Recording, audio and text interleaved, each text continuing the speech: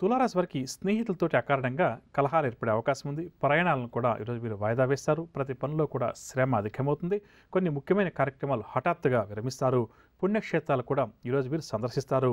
వ్యాపార వర్గాల వారికి వ్యాపార లావాదేవీలు సామాన్యంగా సాగుతాయి.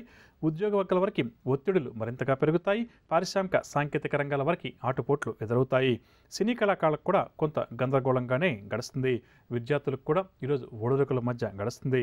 మహిళలకు కుటుంబ సభ్యులతో మాట పట్టింపులు ఏర్పడే అవకాశం ఉంది. కావున జాగ్రత్త వహించాలి. షేర్ల క్రయ విక్రయాలు మందగిస్తాయి. తులారాశి వారికి ఈ వాడ కలిసి వచ్చే రంగు తెలుపు రంగు మరియు గులాబీ రంగు. పరిహార విషయానికి వస్తే తులారాశి వారు ప్రతి ఒక్కరూ కూడా ఆదిత్య హృదయ స్తోత్రాన్ని పఠించడం చాలా మంచిది. తదుపరి వృశ్చిక రాశి. వృశ్చిక రాశి వారి ప్రయాణాలు ఆకస్మికంగా చేయాల్సి వస్తుంది. ప్రతి పనిలో కూడా ఆటంకాలను ఎదుర్కొంటారు. భూ సంబంధిత వివాదాలు కూడా ఈరోజు ఈ రాశి వారికి నెలకొంటాయి. సన్నిహితులు స్నేహితులతోటి కలహాలు కూడా ఏర్పడతాయి. నూతన రుణాలు కూడా చేయాల్సి వస్తుంది. ఉదర సంబంధిత రుగ్మతల వల్ల కొంతవరకు ఈరోజు వీరికి ఇబ్బందికరంగా గడుస్తుంది. వ్యాపార వర్గాల వారికి వ్యాపారాల్లో స్వల్ప లాభాలు. ఉద్యోగ వర్గాల వారు బాధ్యతలను సక్రమంగా నిర్వహిస్తారు. రాజకీయ పారిశ్రామిక రంగాల వారికి విదేశీ పర్యటనలో ఆటంకాలు అవాంతరాలు అధికమవుతాయి.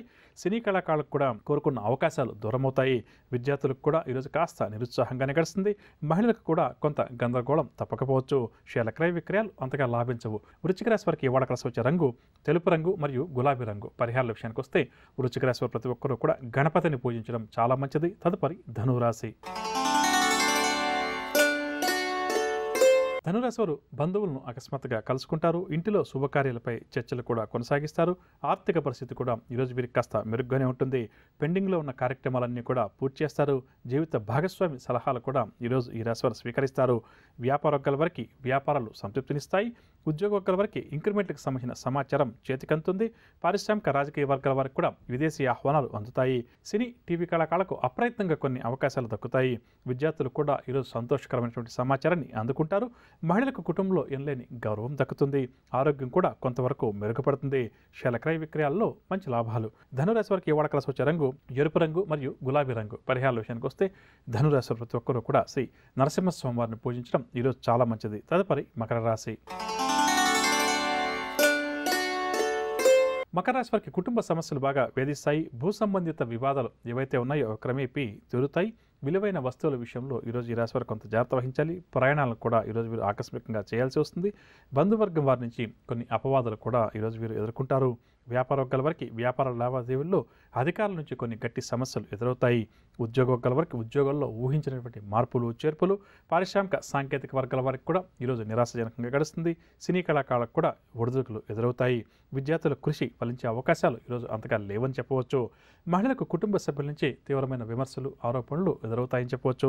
షేర్ల క్రయ విక్రయాల్లో తొందరపాటు నిర్ణయం. మనం నిన్నటి రోజు కొంతవరకు ఆవు నీటితోటి దీపారాధన చేస్తే కలిగేటటువంటి సత్ఫలితాల గురించి, తొలగే దోషాల గురించి, ఏ విధంగా దీపారాధన చేయాలి అన్న అంశాల గురించి తెలుసుకున్నాం. ఈ రోజు మరికొన్ని తెలుసుకునే ప్రయత్నం చేద్దాం. ప్రధానంగా ఆవు నీటితోటి దీపారాధన వినాయకుడి ముందు 21 రోజుల పాటు ప్రతిరోజు కూడా ఎవరైతే చేస్తారో, అదేవిధంగా దీపారాధన ఒకవేళ ఇంట్లో చేసేటట్లుగా ఉంటే ఆ దీపారాధన పూర్తయిన తర్వాత దగ్గరలో ఉన్న గణపతి ఆలయానికి వెళ్ళి స్వామివారికి 21 ప్రదక్షిణలు చేసుకుని ఎవరైతే వస్తారో ఎటువంటి సమస్యలు ఉన్నా కూడా ఆ సమస్యలు ఎదురయ్యే ఆటంకాలు ఏవైతే ఉన్నాయో అవి తొలగిపోతాయని చెప్పవచ్చు. అంటే ఉదాహరణ చెప్పాలంటే ఒక వ్యక్తి ఉద్యోగం కోసం ప్రయత్నాలు తీవ్రంగా చేస్తున్నారు. అతనికి అన్ని అర్హతలు ఉన్నాయి.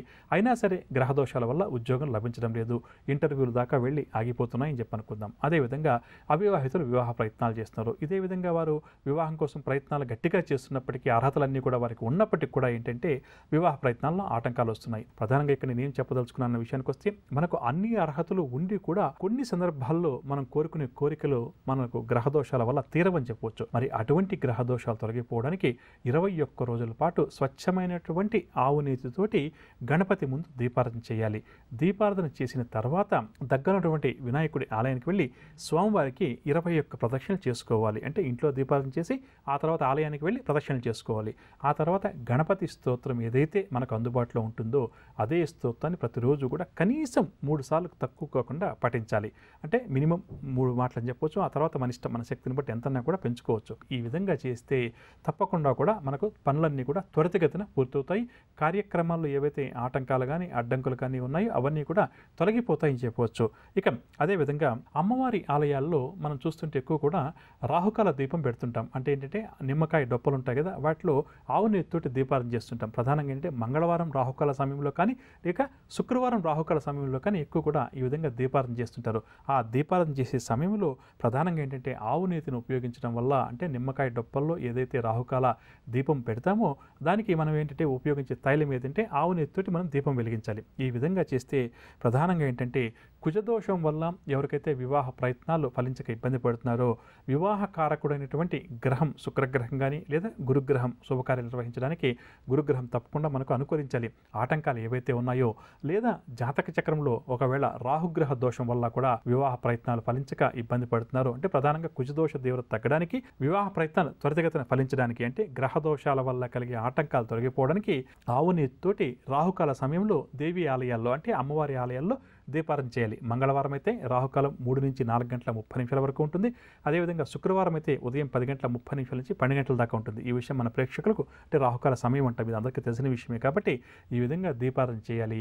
కనీసం 9 వారాలు అంటే 9 మంగళవారాలు కానీ లేదా 9 శుక్రవారాలు కానీ ఆ విధంగా ఏర్పాటు చేసుకుని చేస్తే తప్పకుండా కూడా వారి జాతకంలో వివాహ ప్రయత్నాలకు ఆటంకాలు కలిగించే గ్రహాలు ఏవైతే ఉన్నాయో, ప్రధానంగా కుజదోషం వల్ల ఇబ్బందులు కావచ్చు, రాహుగ్రహ దోషం వల్ల కావచ్చు, శుక్రుడు జాతకంలో బాగలేకపోతే కలిగే దోషం వల్ల కావచ్చు, అవన్నీ కూడా తొలగిపోయి వివాహ ప్రయత్నాలు ఫలిస్తాయని చెప్పవచ్చు. మనం ఏదైనా పుణ్యక్షేత్రాలు తరచుగా సందర్శిస్తుంటాం. అంటే ఏంటి, వెంకటేశ్వర స్వామి ఆలయానికి తిరుపతిలోకి వెళ్ళడం కానీ లేదా శ్రీకాళహస్తికి వెళ్ళడం, శ్రీశైలం వెళ్ళడం, ఈ విధంగా కూడా క్షేత్రాలు అంటాం కదా, తీర్థయాత్రలు అని చెప్పి అనేవారు. కానీ ఇప్పుడు మనం అంతా కూడా పుణ్యక్షేత్రాలకు వెళ్ళి వస్తున్నామని చెప్తుంటాం. ఈ విధంగా వెళ్ళినప్పుడు ఆయా క్షేత్రాలలో ఎవరైతే మూల విరాట్ ఉన్నారో, అంటే ఉదాహరణకు తిరుమలకు వెళ్ళామనుకోండి శ్రీ వెంకటేశ్వర స్వామి వారు, అదేవిధంగా శ్రీశైలం వెళ్ళారనుకోండి శివుడు మరియు అమ్మవారు, అంటే ఆ క్షేత్రాన్ని వారే పరిపాలిస్తారు కాబట్టి ప్రాశస్త్యం కూడా దానివల్లనే వచ్చింది. కాబట్టి ఆవు నెయ్యితోటి ఆ క్షేత్రాల్లో దీపారాధన చేయడం వల్ల మనకు ప్రధానంగా ఏంటంటే ఏదైతే సమస్యలు వస్తాయని చెప్పి భయపడి లేదా ఏదైతే సమస్యలు తీరాలని చెప్పి మనం అక్కడికి వెళ్ళామో దాని యొక్క అంటే యాత్రా ఫలం అంటాం కదా, అది పూర్తిగా సిద్ధిస్తుందని చెప్పవచ్చు.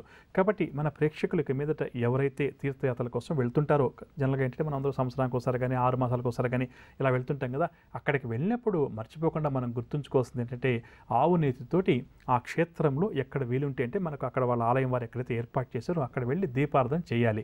ఆవు నేతిని దీపారాధనకు ఉపయోగించాలి. ఈ ఒక్క చిన్న పరిహారాన్ని కానీ పాటించామనుకోండి, ఆ యాత్రా ఫలం ఏదైతే ఉందో, ఏ కోరిక కోసమైతే మనం ఆ యాత్ర చేశామో ఆ కోరిక తప్పకుండా కూడా తీరుతుంది మరియు త్వరితగతిన తీరుతుందని చెప్పవచ్చు. అదేవిధంగా శ్రీచక్ర దేవతలు, గాయత్రి అమ్మవారు, త్రిపుర సుందరదేవి, లలిత అమ్మవారి ముందు లేదా రాజరాజేశ్వరి అమ్మవారి ముందు కానీ ఆలయంలో కానీ లేదా మన ఇంట్లో వారి యొక్క ప్రతిమలు ఫోటోలు ఉంటే అక్కడ కానీ ప్రధానంగా ఏంటంటే మనం ఆవు నీటితోటి దీపారాధన చేసి అమ్మవారికి సంబంధించిన స్తోత్రం ఏదైతే ఉందో, అంటే లలిత సహస్రనామ స్తోత్రం కావచ్చు, లలిత స్తోత్రం కావచ్చు, లేదా రాజరాజేశ్వరి కవచం కావచ్చు, అంటే మన ప్రేక్షకులు ఏదైతే ప్రతినిత్యం అమ్మవారి యొక్క స్తోత్రాన్ని పఠిస్తున్నారో అదే స్తోత్రాన్ని కనీసం 108 సార్లు కానీ పఠించారనుకోండి, అప్పుడు తప్పకుండా కూడా వారికి అమ్మవారి యొక్క అనుగ్రహంతో వారి జీవితంలో పెద్ద పెద్ద సమస్యలు ఏవైతే ఉన్నాయో అవి దూది పింజల్లా తేలిపోతాయని చెప్పవచ్చు. అంటే ఏంటంటే ఆ సమస్యలన్నిటి కూడా సులువైనటువంటి పరిహారం దొరుకుతుందని చెప్పవచ్చు. అంటే కష్టసాధ్యమైన పనులు కూడా అతి సులువుగా పూర్తవుతాయని చెప్తుంటాం. చూడండి, మామూలుగా చెప్పాలంటే చాలా పెద్ద కష్టం అనుకున్నామండి, పెద్ద పని అనుకున్నాము,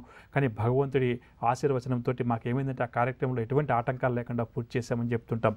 అదే సందర్భంలో కొన్ని సందర్భంలో పెద్ద పెద్ద పనులు మనము తల మీద వేసుకుంటాం. ఒక వివాహ ప్రయత్నం చేయాలి, గృహ నిర్మాణం చేయాలి, లేకపోతే విదేశీయాన ప్రయత్నం, ఈ విధంగా మనము ఏదైతే పెద్ద పనులు చేస్తుంటామో రేపటి శ్రీకరం శుభకరం కార్యక్రమంలో నవగ్రహ సంచారాన్ని అనుసరించి ద్వాదశ రాశుల వారికి రేపు గ్రహస్థితి ఏ విధంగా ఉంటుంది, ఎటువంటి పరిహారాలు, ఎటువంటి జాగ్రత్తలు పాటించాలి అన్న అంశం, అదేవిధంగా రేపు ఎవరైతే ముఖ్యమైన వ్యవహారాలు ప్రారంభం చేయాలి లేదా కీలక నిర్ణయాలు తీసుకోవాలని చెప్పి అనుకుంటున్నారో వారు ఏ భగవంతుని పూజిస్తే వారి విజయావకాశాలు మెరుగుపడుతుంది అన్న అంశం, దాంతోపాటుగా ఆవు నీతితోటి దీపారాధన చేస్తే ఎటువంటి సత్ఫలితాలు కలుగుతాయి అన్న అంశంలో భాగంగా ప్రధానంగా అన్నదమ్ముల మధ్య, అక్క చెల్లెళ్ళ మధ్య మనస్పతులు, గొడవలు ఎవరికైతే అధికంగా ఉన్నాయో అవి తొలగడానికి వారు ఏ భగవంతుని ముందు దీపారాధన చేయాలి అన్న అంశం, అదేవిధంగా సంతానం కోసం ఎవరైతే ప్రయత్నాలు చేస్తున్న దంపతులు ఉన్నారో వారి కోరిక తీరక ఎవరైతే బాధపడుతున్నారో అటువంటి దంపతులు ఏ భగవంతుని ముందు ఆవు నీతితోటి దీపారాధన చేయాలి అన్న అంశం, దాంతోపాటుగా శుభకరం అన్న అంశంలో భాగంగా మార్చి నెలలో జన్మించిన వ్యక్తుల యొక్క గుణగణాలు ఏ విధంగా ఉంటాయి అన్న అంశాలు.